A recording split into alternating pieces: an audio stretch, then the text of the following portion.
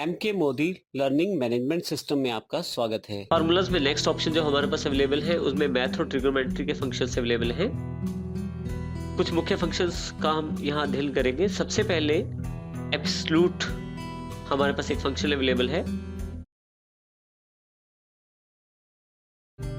जैसे मान लीजिए मेरे पास यहाँ एक नंबर दिया गया है -4, तो उसके नीचे एब्सोल्यूट वैल्यू 4 बनती है जिसमें माइनस का सिंबल हट जाएगा। इसके लिए केवल हमें देखिए डबल क्लिक करके इसके वैल्यू को चेक कर सकता हूं मैं। यहाँ पे एब्सोल्यूट ABS फंक्शन है जिसमें मैंने उस सेल का रेफरेंस दे दिया है और जैसे ही मैं एंटर करता हूं मेरे पास वैल्यू उपलब्ध हो जाती है जो कि एब्सोल्यूट वैल्यू होती है उस सेल की। अब इसमें कोई भी माइनस वैल्यू दी जाए मुझे उसकी एब्सोल्यूट वैल्यू यहाँ प्राप्त हो जाएगी। इसी प्रकार से बाकी अन्य एग्जाम्पल भी यहाँ उपलब्ध है। नेक्स्ट जो फंक्शन हमारे पास उपलब्ध है वो है लॉग के रूप में। किसी भी नंबर की आप लॉग वैल्यू ले सकते हैं लॉग फंक्शन के द्वारा। मान लीजिए नंबर 8 है जैसे, और इसकी लॉग वैल्यू चाहिए, तो यहाँ पे मैंने लॉग फंक्शन टाइप कर रखा है। लॉग फंक्शन में 2 आर्गुमेंट हैं। सबसे पहले नंबर या रेफरेंस, जैसे कि मैंने ये नंबर C3 का जो रेफरेंस प्रोवाइड किया है यहाँ पे, और जो वैल्यू चाहता हूँ मैं 2 के बेस पे चाहता हूँ। तो जैसे ही मैं एंटर करता हूँ मेरे पास 3 अवेलेबल हो जाता है जो कि 8th की लॉग वैल्यू उपलब्ध करवाता है। इसी तरह से नेक्स्ट फंक्शन है पावर। पावर का अर्थ है किसी नंबर को पावर प्रोवाइड करने से। देखिए इसमें जब मैं डबल क्लिक करता हूं तो देखिए मेरे पास फंक्शन अवेलेबल हो जाएगा जो कि पहले से एप्लीकेबल है। इसमें सबसे पहले मैंने सेल का रेफरेंस दिया जो कि C3 है और इसको कितनी पावर मुझे देनी है। जैसे मैंने यहाँ 2 कर दिया है तो यहाँ मुझे ये जो नंबर है 4 उसकी पावर 2 यानी कि 4 की पावर जो है 2 कर दिया है। तो इस हिसाब से 4 × 4 हो जाएगा जो कि आउटपुट में 16 आपके पास अवेलेबल हो जाएगा। इसी तरह से 5 की पावर दी गई है और 6 की पावर दी गई है। इस तरह से आप यूज कर सकते हैं पावर फंक्शन का। नेक्स्ट जो फंक्शन अवेलेबल है वो है फैक्टोरियल के रूप में। फैक्टोरियल प्राप्त करने के लिए आप को केवल उस फैक्टोरियल फंक्शन को अप्लाई करना है और उसमें किसी सेल, जिस सेल से आप वैल्यू उठाना चाहते हैं या उस नंबर को प्रोवाइड करवा दीजिए जिसका फैक्टोरियल आपने निकालना है। जैसे यहाँ मैंने फैक्ट फंक्शन लिया है, उसके अंतर्गत मैंने F2 जो कि वैल्यू बैठती है 5 की, F2 सेल है जो कि सेल रेफरेंस प्रोवाइड करवा दिया है जिसपे इस वक्त वैल्यू है 5। जैसे ही मैं एंटर करता हूं मेरे पास उसका फैक्टोरियल यानी कि 120 अवेलेबल हो जाएगा। फैक्टोरियल नंबर का अर्थ होता है कि फैक्टोरियल नंबर 5 × 4 × 3 × 2 × 1 यानी कि 5 का फैक्टोरियल निकालना है तो 5 से लेके 1 तक वो सबको गुना करेगा। इसी तरह से 4 का फैक्टोरियल निकाला गया है और 3 का फैक्टोरियल भी निकाला गया है। नेक्स्ट फार्मूला जो हमारे पास अवेलेबल है वो है रैंडम के रूप में। रैंडम का अर्थ है कोई भी एक नंबर रैंडमली आपको प्रोवाइड करवाना। रैंडम फंक्शन के लिए हमें सबसे इक्वल RAND रैंडम और ब्रैकेट ओपन और क्लोज। यदि आप यहाँ ध्यान दें तो इसके ब्रैकेट में कोई भी आर्गुमेंट नहीं दिया जाता। जैसे ही यहाँ मैं एंटर करता हूँ तो क्योंकि मैंने कोई भी आर्गुमेंट या कोई भी नंबर पास नहीं किया तो बाय डिफॉल्ट ये 0 और 1 के बीच कोई भी एक नंबर जनरेट करके मुझे देगा। जब भी आप ये एंटर करते हैं हर बार आपको अलग नंबर यहाँ अवेलेबल होगा।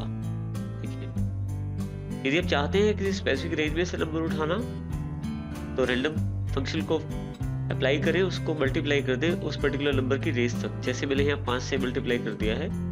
इसका अर्थ है कि 0 से लेके 5 के बीच ये नंबर वेरी करके मुझे दिखाएगा रैंडमली। देखिए जैसे एंटर करता हूँ ये नंबर अलग है, ये नंबर फिर से अलग है। इस तरह से हर बार नंबर जो मिलेगा अलग मिलेगा। इसी प्रकार से फिर से हमारे पास एक और एग्जांपल है जिसमें 10 तक की रेंज दी है, जिसमें 0 से लेकर 10 तक वेरी करेगा रैंडम नंबर। देखिए यहाँ नंबर अलग है। जैसे मैं एंटर करता हूँ अब केवल नंबर कुछ और है, अब की बार कुछ और है। रैंडम फंक्शन आपको एक रैंडम नंबर प्रोवाइड करवाता है। अगला फंक्शन हमारे पास है रैंडम बिटवीन के रूप में। रैंडम बिटवीन में आप स्टार्टिंग नंबर और एंड नंबर दे देते हैं दोनों, उसके बीच का एक नंबर आपको मिल जाता है। इसके लिए फिर से आपके पास यहाँ पे फंक्शन मैंने अप्लाई किया है रैंडम बिटवीन। पहला आर्गुमेंट स्टार्टिंग नंबर बताता है और दूसरा आर्गुमेंट उसका एंड नंबर बताता है। जैसे ही आप एंटर करते हैं एक नंबर आपके पास अवेलेबल हो जाता है, जैसे यहाँ 7। फिर से दोबारा अगर मैं फार्मूला को ओके करता हूँ अब की बार 5 नंबर। इस तरह से हर बार अलग अलग नंबर आपके पास अवेलेबल हो जाएगा रैंडम बिटवीन के साथ। इस तरह से आप रैंडम बिटवीन का प्रयोग कर सकते हैं अलग अलग नंबर प्राप्त करने के लिए स्टार्टिंग और एंड नंबर के द्वारा। अगला फंक्शन जो हमारे पास अवेलेबल है वो है सम इफ के रूप में। सम इफ बहुत ही महत्वपूर्ण फंक्शन है। इसके प्रयोग के लिए एक एग्जांपल अपने पास देख लेते हैं। देखिए, एक टेबल दिया गया है प्लेयर, इसमें प्लेयर्स के नाम है, उनकी टीम है जो कि 2 टीमें हैं जिसमें अलग अलग प्लेयर अलग अलग टीम के अंतर्गत खेल रहा है। फिर उन टीम्स के स्कोर्स हमारे पास अवेलेबल हैं। मैं चाहता हूं कि मेरे पास जो मुख्य टोटल है जो कि 333 333 तो टोटल आ रहा है, मैं चाहता हूं कि मेरे पास जो टोटल अवेलेबल हो वो टीम वाइज आ जाए, जो कि इस वक्त इकट्ठा मेरे पास अवेलेबल है। इसके लिए मेरे पास फंक्शन है सम इफ। इसके द्वारा मैं अलग अलग टीम्स का टोटल प्राप्त कर सकता हूँ। देखिए, यहाँ पे स्कोर टीम वाइज मैंने एक टेबल अलग से बनाया है जिसपे मैं इन दोनों टीम्स का टोटल कर रहा हूँ। इसको जानने के लिए कि टीम वाइज टोटल हमें प्राप्त करने के लिए सम इफ का प्रयोग करना पड़ेगा। देखिए, सम इफ फार्मूला को समझ लेते हैं। सम इफ का अर्थ है कंडीशन बेस्ड सम करना। इसमें सबसे पहले आप एक रेंज प्रदान करते हैं, जैसे कि मेरे पास ये रेंज अवेलेबल है टीम की, जिसके आधार पे मुझे सम करना है। उसके पश्चात मुझे क्राइटेरिया या कंडीशन देना है जिसके बेस पे हमारे पास सम अवेलेबल होगा। क्योंकि मैंने 2 दिया है, इक्वल टू 2, इक्वल से बराबर कर दिया है 2 के, तो जिस जगह टीम में 2 नंबर आएगा या 2 आएगा उस टीम का मुझे टोटल प्रोवाइड करेगा सम इफ फंक्शन। टोटल कहाँ से अवेलेबल होगा उसके लिए एक तीसरी रेंज है, सम रेंज C2 से C11, ये वाली रेंज जो स्कोर की रेंज थी। इनमें से अपने आप टीम वाइज टोटल सिलेक्ट करेगा सम इफ फंक्शन जहां जहां 2 अवेलेबल होगा। जैसे ही मैं एंटर करता हूं मेरे पास 83 टोटल अवेलेबल हो जाता है जो कि टीम 2 का टोटल है। इसी तरह से टीम 1 का टोटल प्राप्त करने के लिए मैंने बाकी सब चीजें सेम है, जैसे कि सबसे पहले रेंज जिसके बेस पे टोटल है, कंडीशन जो टोटल का निर्णय लेगा, जैसे कि इस बार 1 है यहाँ पे, और सबसे अंत में हमारे पास है वो रेंज जिसमें से सम करना है। तो जैसे ही मैं एंटर करता हूँ मेरे पास टीम 1 का टोटल भी अवेलेबल हो जाता है। इसी तरह से एक एग्जांपल और समझ लेते हैं। हमारे पास कुछ नामों की लिस्ट है और ये लोग अलग अलग डिपार्टमेंट में काम करते हैं। इनको कुछ पॉइंट्स दिए गए हैं। अब मैं चाहता हूँ कि जो टोटल पॉइंट्स हैं 333 यानी कि 333 जो पॉइंट्स हैं वो मैं चाहता हूँ डिपार्टमेंट वाइज मेरे पास अवेलेबल हो जाए। इसके लिए मैं फिर से सम इफ का सहारा लूंगा। देखिए, डिपार्टमेंट ए का टोटल जानने के लिए मैं यहाँ पे सम इफ फंक्शन का प्रयोग करूंगा, जिसमें सबसे पहले मैं रेंज स्पेसिफाई करूंगा।